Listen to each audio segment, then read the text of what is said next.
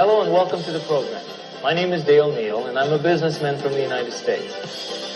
I'm happy to serve as your host on this series, which we've entitled You Can Start a Business. I feel confident to help you understand the process because I've done it. I began my business well over 30 years ago now at the age of 19. Now, while you should expect a few ups and downs, I can tell you that for me, it's been a very rewarding experience.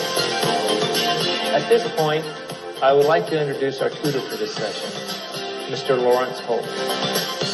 Lawrence, welcome to the program. Hello, Dale. Nice to be here. Why don't you tell us a little bit about who you are and the part that you're going to play? Certainly. I'm a management consultant. That's my business. I live in the United Kingdom.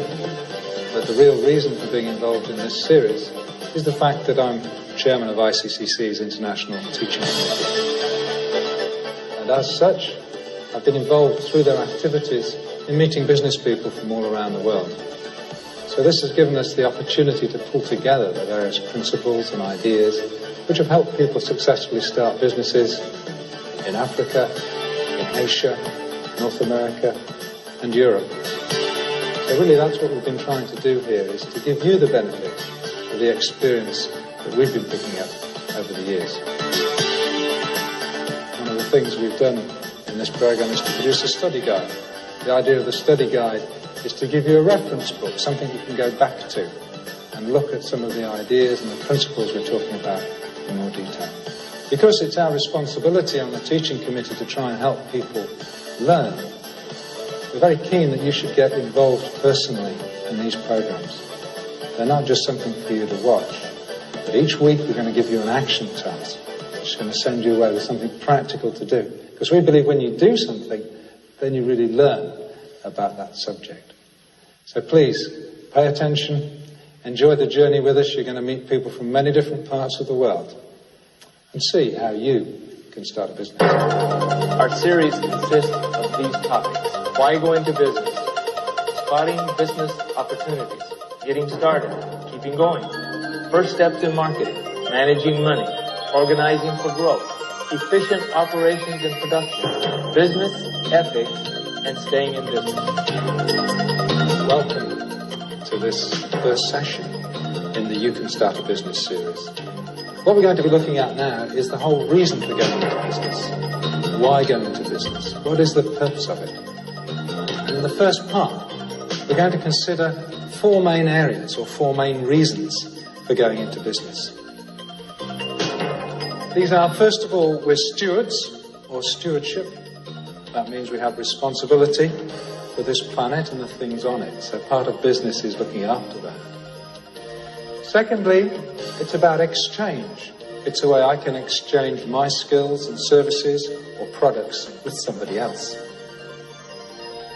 Thirdly, it's a way that human beings get fulfillment. We get satisfaction from producing things, making things. And last of all, business is a very important part of progress, keeping society moving forward, new products, new technical developments. So the number one purpose for business is stewardship. Stewardship represents the use of and care for the resources given to us on this planet. If you think of the farmer, he has to rotate his crops, feed the soil so that its nutrients are replenished. I'm sure we've heard the story of the man tending his garden, and a passerby commented on the beauty of the garden. Isn't the Creator marvellous to have made such a wonderful and beautiful garden? The man who owned the garden thought for a minute and said, yes, Mind you, you should have seen him when he had it to himself. We've been put into the garden to look after it. It's for our use, but also our care. So in essence, stewardship means picking up the responsibility we've been given. You might be a mechanical engineer, a scientist, somebody trying to develop new gearboxes is somebody we'll meet.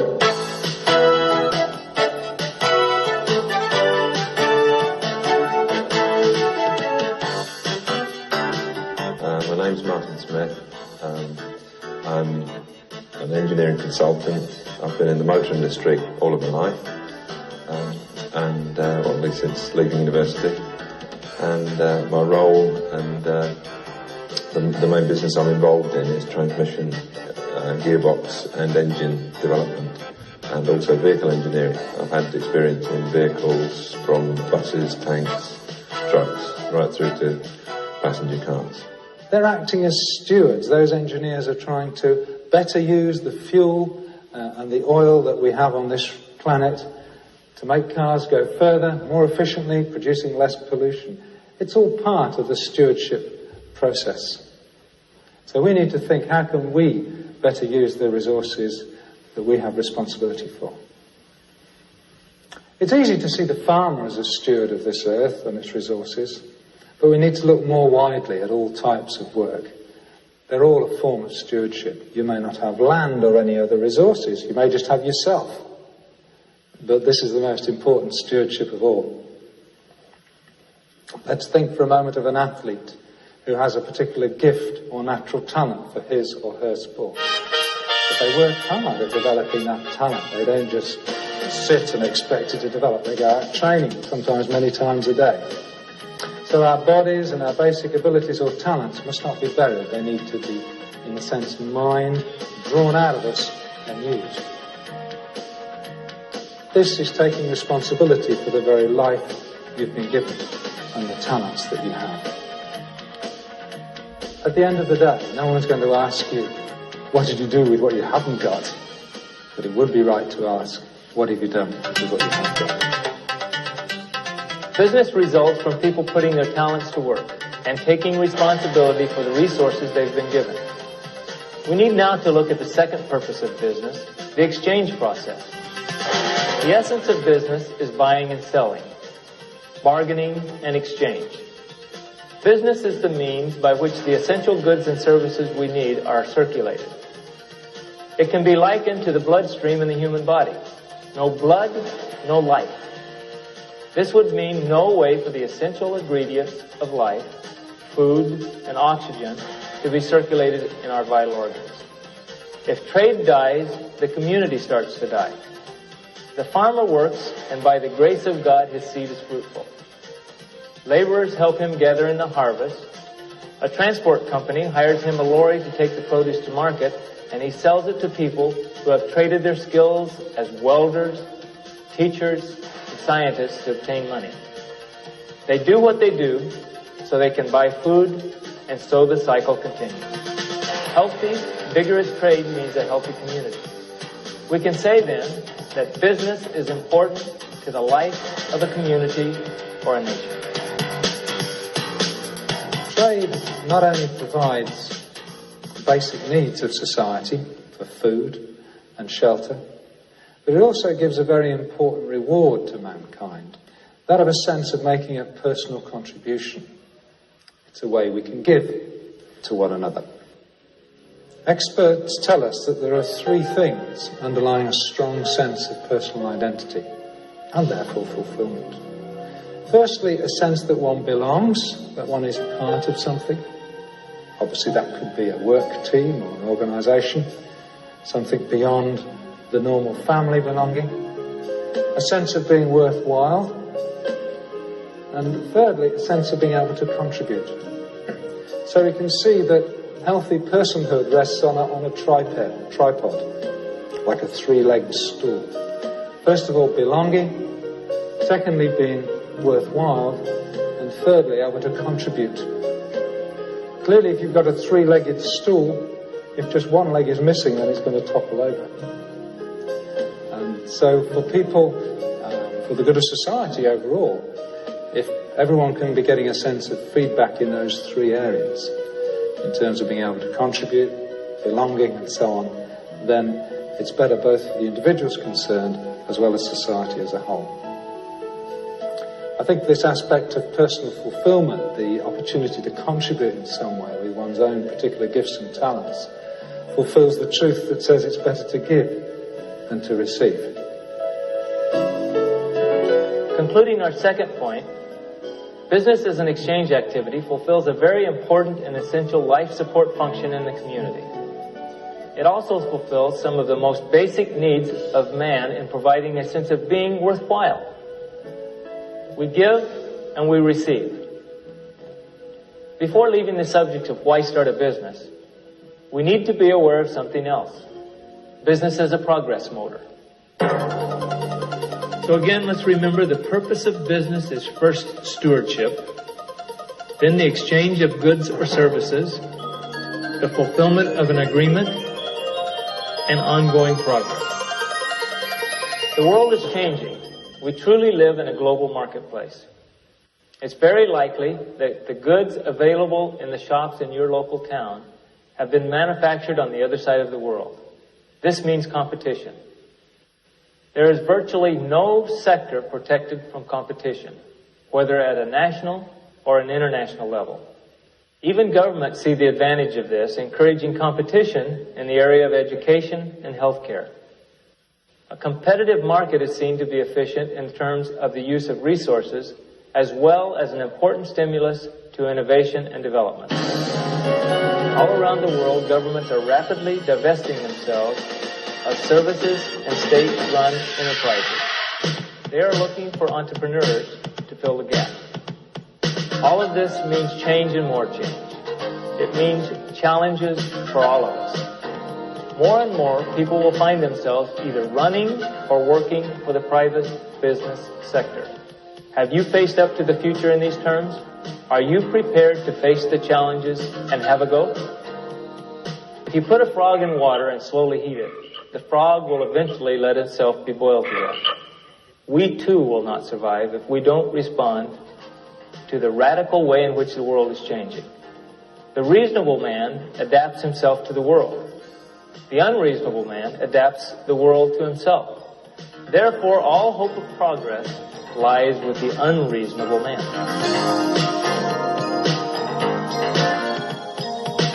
The benefits of free marketing. Economics can easily be destroyed through greed, fear, selfishness, and the lust for power. A survival of the fittest mentality can easily breed fear when no one's prepared to take a risk for the fear of losing their job or being overtaken by the competition. To be successful, the selfish, basic nature of man must be counteracted by something. And this something is the ethical framework or values which people believe in. Gustav von Herzen, in his excellent book, Cynics and Progress Motors, showed that consistent progress is actually rare, and it only exists where there's a strong framework, or ethical framework, or moral framework in society.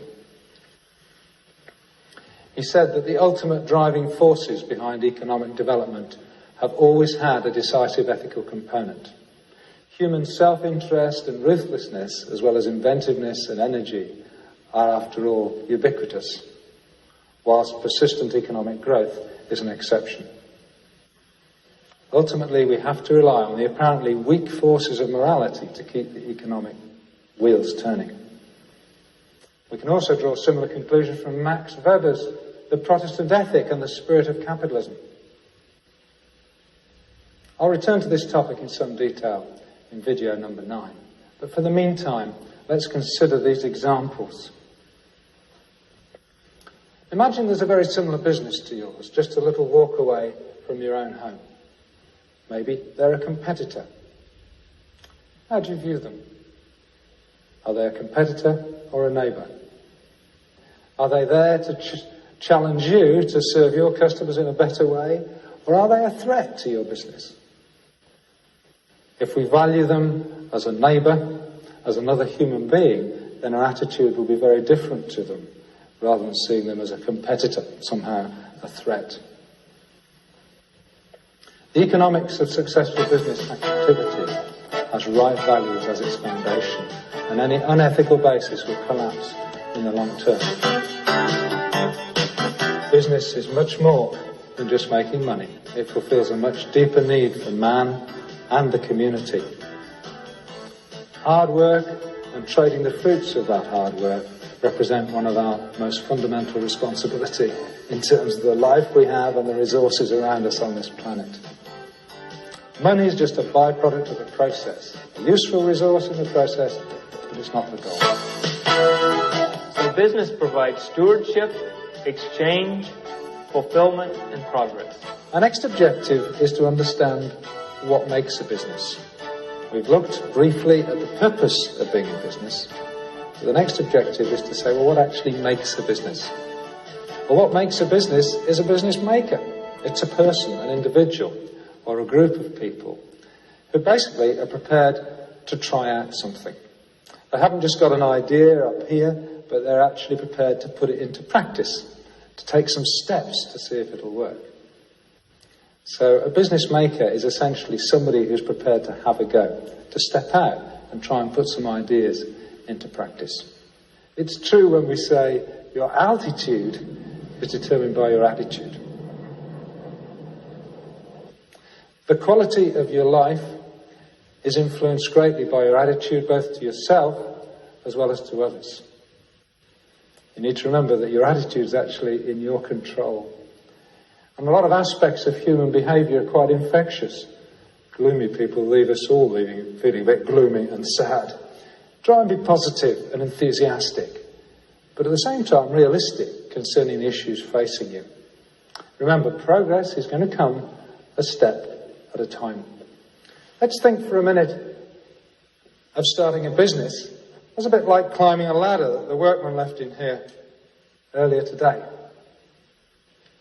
We can walk around this ladder, we can think about going up it, think how helpful it would be, but unless we take that first step and actually start to climb, we get nowhere. And all the other steps that you take on that ladder won't be any more difficult than the first one. Business makers are people who are prepared to take that step and then the next step, and so progress comes.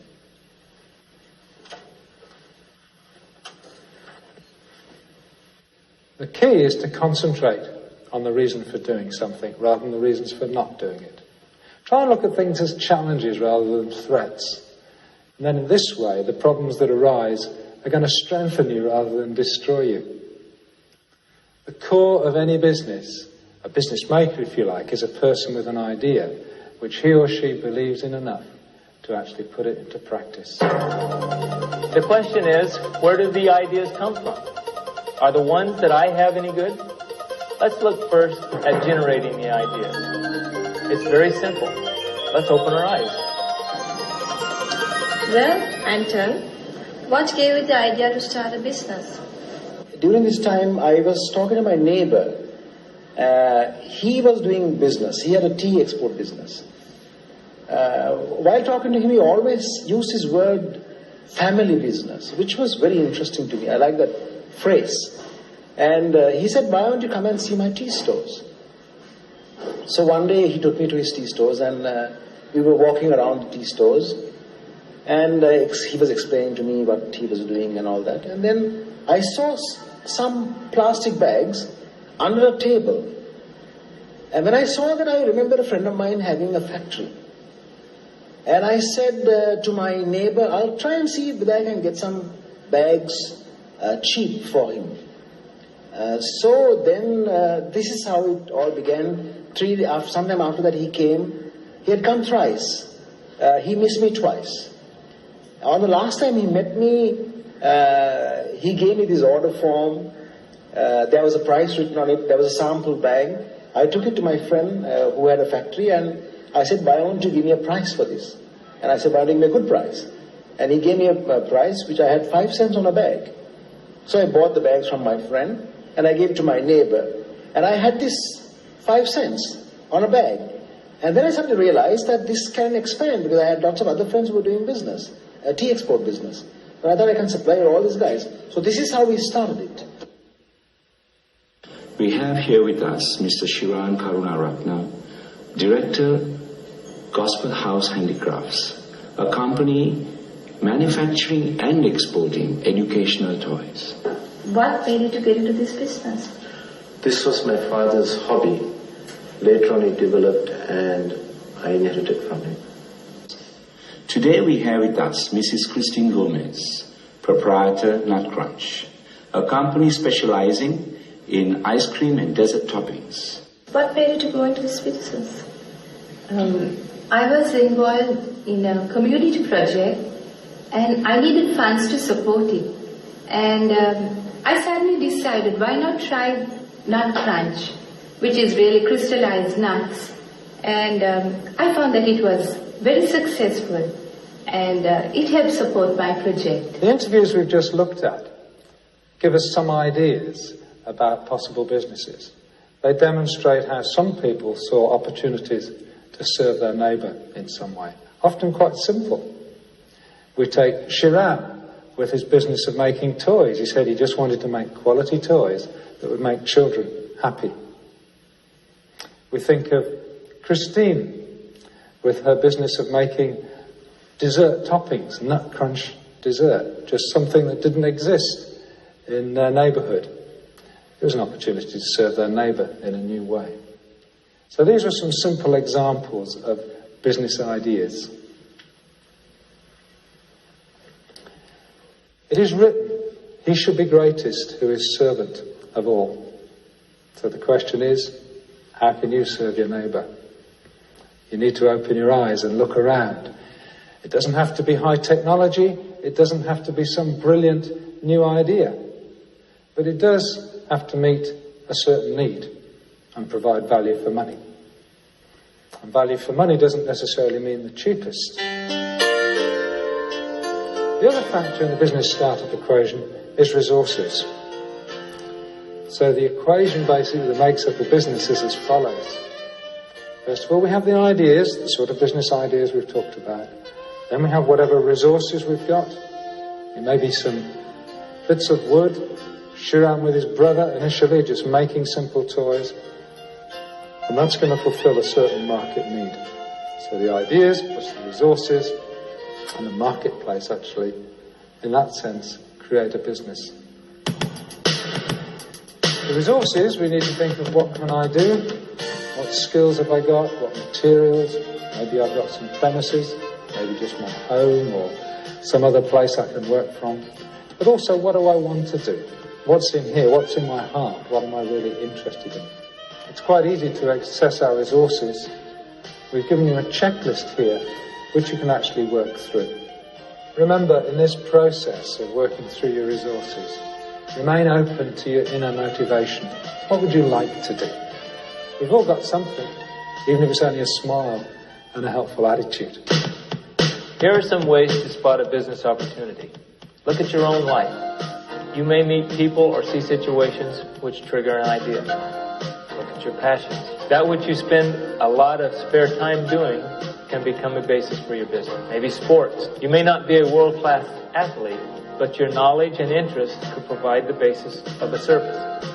Maybe craft or artwork. Genuine skills in craft work, for an example, wood, pottery, painting, photography, and so on, are very common and often successful businesses stem from them. Creativity. New inventions can be the source of brilliant business ideas. However, startup costs can be very high, as well as resistance from existing players. Imitation. Through reading or travel, you can see ideas in practice and see the opportunity to repeat that at home. Franchising. Effectively, this is buying a license to set up and operate a business which has already succeeded in other areas or nations. Takeover. Takeover an existing business can provide a good starting point, but be careful. Why are the people selling? Genuine reasons can be retirement or no family to pass it on to. Make sure, though, that you have a good accountant analyze the situation. A business idea is a very simple concept. It brings together the market, that is, the people, or the companies we're selling our products to, the particular product or service we're selling, and also some sort of organisational structure so that we can deliver this product to that market.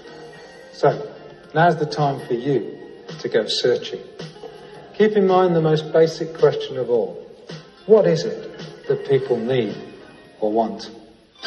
Your action learning task for this week is to open your eyes and see what you can see. Hopefully, you'll be able to spot a positive business opportunity. See you next week.